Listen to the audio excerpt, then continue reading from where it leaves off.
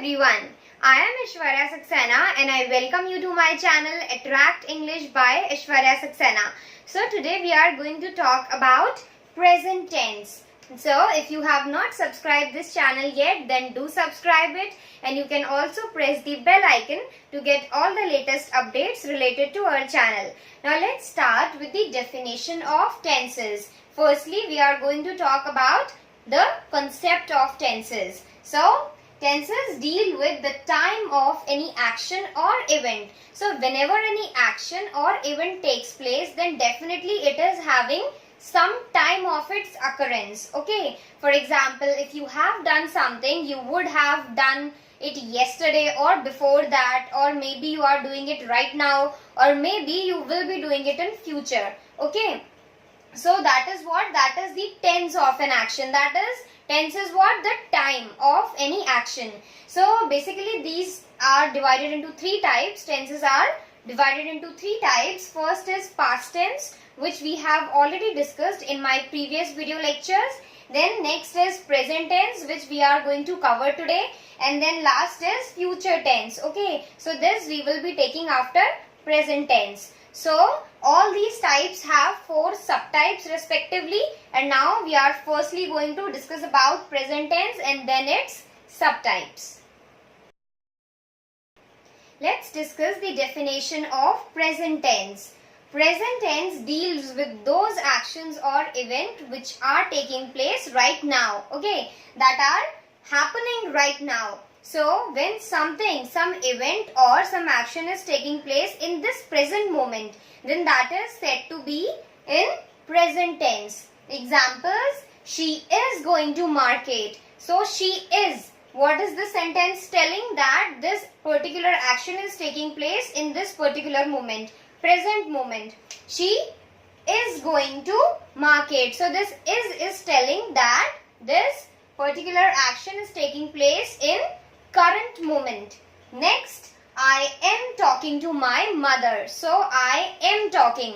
If I would have mentioned was in place of am, then the sentence would be I was talking to my mother. So now this would be in that situation it would be in past tense. But because of am, we are able to understand that this particular action is taking place currently. Okay, so therefore this is in present tense. Now we are going to talk about the subtypes of present tense. Tense is subdivided into 4 categories. First is simple present, then present continuous, then present perfect, and last is present perfect continuous. Now we are going to deal with each of these subtypes in detail. The first 2 subtypes that we are going to talk about are simple present and present continuous. So let's start with simple present. It shows events that take place regularly. Now what does this mean? It means that it expresses or shows events which take place as a habit or which takes place very frequently. Okay, almost regularly. Such types of events or actions are displayed or represented by using simple present. So here we have discussed 3 types of structures. First is for simple present, then for negative sentences, and then for interrogative sentences. So these are what? These are different syntaxes, the way of framing sentences in simple present. For example, structure for simple present. Here we will learn to frame normal sentences by using simple present tense. Then for negative sentences, it means sentences in which we want to introduce negation. How will we frame such sentences? By using simple present. And last is interrogative sentences. What are interrogative sentences? They are questions. So lastly, we will see that how to frame questions by using simple present. These are all syntaxes. So if I just tell you all these things, you will not be able to remember them. Better you please note down all this, and that's why I have also written this, so that you can copy all these things from here, and then you can mention the examples also. Then after completing this particular lesson, you will have the complete structure, that how we can frame sentences using present tense. In earlier lesson also I have asked you to note down all these important details about past tense. So please note down, otherwise it will be of no use, you will forget it with time. So structure for simple present. Firstly we write the subject, then this is auxiliary do, which we usually do not show in simple present. If the sentence is normal we don't need it. Then base form. Base form of what? Base form of verb. Then example I, then do is, I have written it in bracket because it is used do auxiliary, but here we don't need it. I, then go is what? It is the base form. Then to market. It is just to complete the sentence. So I go to market. This is what? Simple present. And it is showing a type of habit that I regularly go to market. Next, for negative sentences, if I want to introduce negation to a sentence, then it will be very less different from the above portion. Subject plus do not and then base form. Okay, here this do will be visible. Why? Because we want to add not with this. I do not go to market. So here this do not is introducing negation. Then for interrogative sentences, what we have to do? Firstly, we'll write do, auxiliary do, then subject and then base form of verb. Example, do you go to market? So this is how we can form interrogative sentences or questions by using simple present. Now next type is simple present continuous. Okay, simple present we have discussed. Now we will see present continuous. So it is used to show event that is happening now. It means something, some action which is in process, which has not been completed yet, but it is going on. Okay.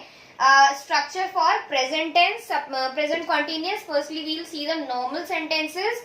So subject, then be and then base with ing. This be is what? It is again auxiliary part. Auxiliary be. It is not mentioned, but there are different forms of this. Example, I, which is subject, then M, which is auxiliary. For auxiliary be, I have written M because with I we use M if we are talking about present tense. And then base with ing is go with ing, going, and then I have continued to market. So I am going to market. Here we can see that the process is going on. I am going. Okay. So this is how we form present continuous tense sentences. Then for negative sentences, it means if I want to show negation in sentence, then subject be with not and base with ing. Example, I, subject, then form of be am, and then not and go with ing again to market. I am not going to market. So this is how we created a negative sentence by using present continuous tense. Last, for interrogative sentences, it means if I want to create question, frame question by using present continuous, then sentence will start with a form of be, then subject and then base with ing. Example, am, then I, and then go with ing, going to market. Am I going to market? This is how we framed a question in present continuous. So I guess both of these parts are clear to you. As I have told you, please note down all these things. Now we'll quickly discuss the last two types. The next two types of present tenses are present perfect and present perfect continuous. Firstly, we'll talk about present perfect. So it is used to show that the action has completed. Okay, so completed when? Just now. In this present moment, the action has been completed. So now we are going to see again three things. Firstly, the structure of present perfect, the regular one. Then for negative sentences, if I want to introduce negation to sentence, then how will I frame a sentence?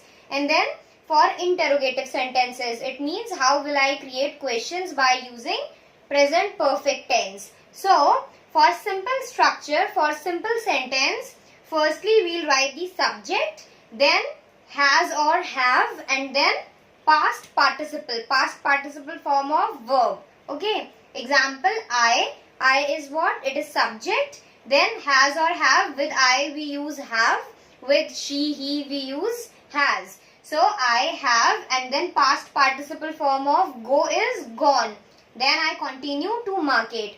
I have gone to market. Okay, so it means the action has been completed. I have gone to market, but it is completed now in present moment. Next, for negative sentences, if I want to introduce negation to a sentence, then firstly I'll write subject, then has or have with not. Okay, only this much difference will be introduced while writing a negative sentence. It will be similar, but a not will be added with has or have. Then past participle form again.